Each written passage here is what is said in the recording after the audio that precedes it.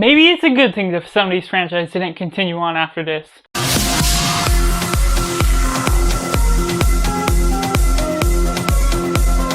Welcome to Cinema, where we focus on the film. I'm Josh, this is Simply Cinema. Let me know down in the comments below what your thoughts are on Battle for the Planet of the Apes. If it's good, bad, or somewhere in the middle, we can all share our respectful opinions down in the comments below as we share our love for cinema as a whole. Make sure to like this video, subscribe if you're ready to join in this film culture community where we talk to love of cinema and going right into Synopsis. Years after events of the previous film, the gorillas and apes are living peacefully together in harmony as they create this new society with humans in this act of slavery. But when a journey provokes the humans to go after their enemies, a new incident occurs caused by the gorillas that leads to the battle for the Planet of the Apes. And going right into positive, overall, there's a general structure to this story that is finite to what it is ultimately going after. It is generally good, and it makes good use of its resources for the limited budget that it has, as the budget is going down further and further down within these as the films were less successful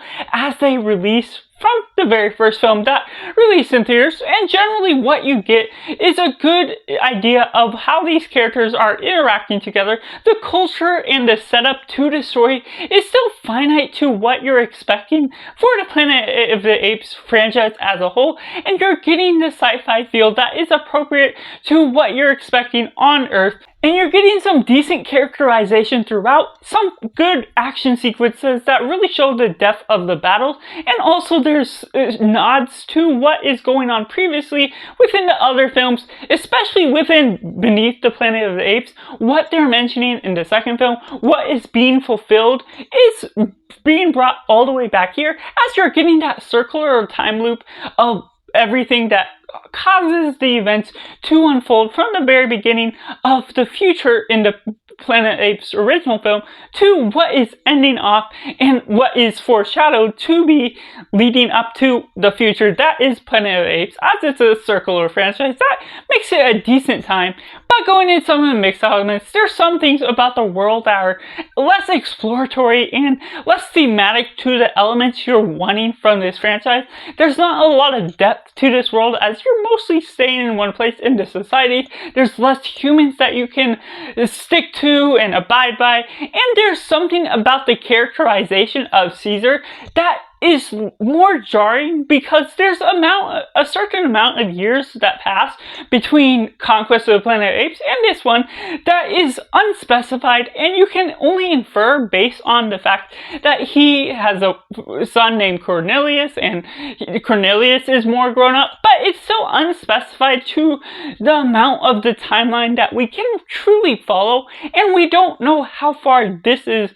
previously to the original Planet of Apes, looking at the future time. And so just the general vibe of that is thrown off a little bit because you can't get into the lore that is discovering and breaking down everything that is really happening based on the timeline that is going on. There's no ages thrown out to even guess based on certain things that they don't tell because of all the war that has already gone on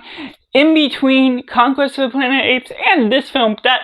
goes about and shows that the humans have already attacked themselves and broken down different cities, or at least everything that we see as of now, that we see the sense of harmony and the lead up to where we'll get to the future for the civilizations as a whole. But going right into the negatives, overall, there's something about the war that is unsatisfying. The lead up and certain causes for characters to go on a certain journey that provokes the human is good enough for what the story is asking for in order for us civilization of the human survivors to go after them. But you can really see the budget cost that is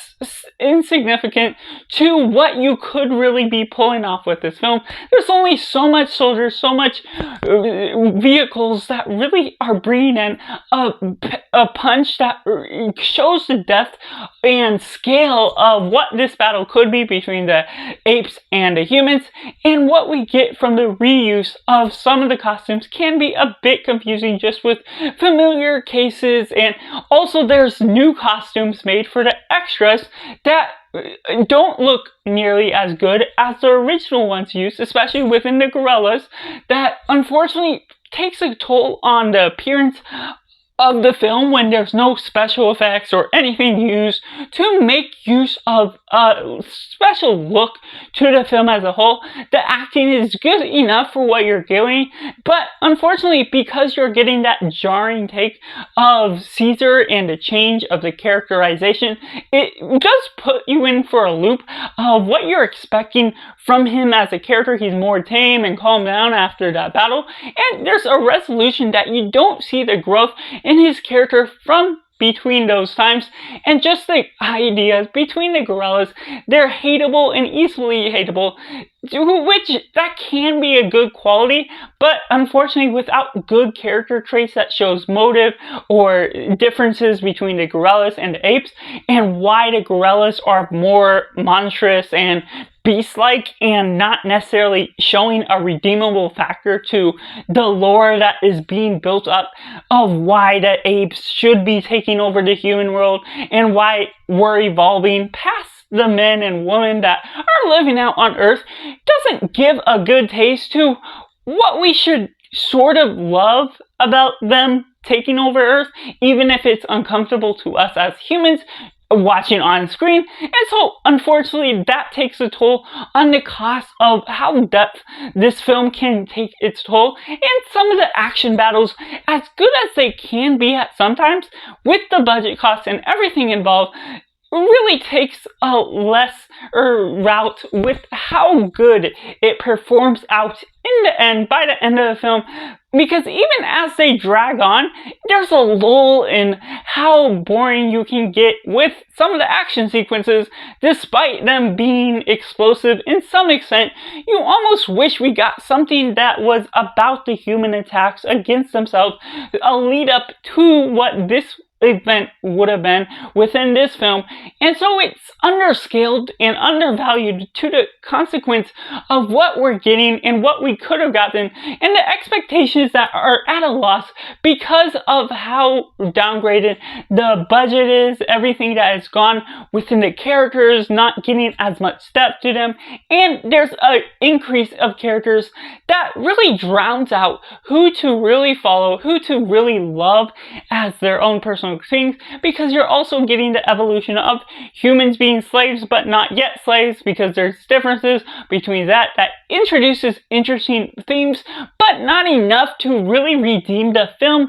and the battles as a whole. And so therefore I have rated Battle of the Planet of the Apes a simply 4 out of 10. Let me know down in the comments below if you like this film, did you not like it, or is it somewhere right in the middle? Let me know all of that, all your thoughts, and what you think of my review. Make sure to like this video, subscribe if you're already, and thank you for watching. Bye for now.